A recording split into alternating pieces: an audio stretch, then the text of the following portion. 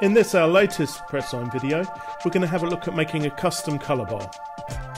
We do this by going to File, Export, and then Colour Bar. At the top here, we have a list of our standards. In here we have all of those that that come with pressSIGN itself, and also any custom ones that we've changed or that we've adjusted for our paper and press combination. For this demonstration, we're going to use the standard ISO 12647 coated black backing version 4. Now, the first option that we have here is whether we're going to use a single colour bar or a full sheet. The single colour bar only has this information in it, so it has effectively a patch for our primaries, our paper, our overprint, ink trapping, mid-tone spread and dot gain, and from this we can get enough information to take a score. What we also have is a full sheet view, and in here we have a lot more information. So we can extract the information directly out of one of the presses that we've already set up here, and if I select that, it automatically fills out the ink zone width, in this case 30.75, and the length of our printable area. In the next area here, we decide how many colours or in what configuration our colour bar is going to be printed.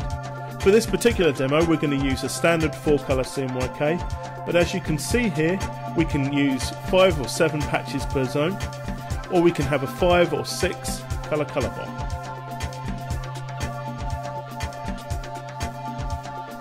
When we're using a full sheet, we're constricted to the patch width. We can't change that at all. That has to be stay at 5.12 because that's based on the measurement that we've entered at the top here. We can't have a colour bar that's going to spill over into another zone because we want to make sure that we have some CMYK information in each zone. What we can do is change the height. What we can also do is generate information from our closed loop systems. In this case, the Heidelberg Image Control, which generates an FMS file, or the Komori PDCS2 IntelliDrax CBL file. What we can also specify here is whether we want to have patch labels on it.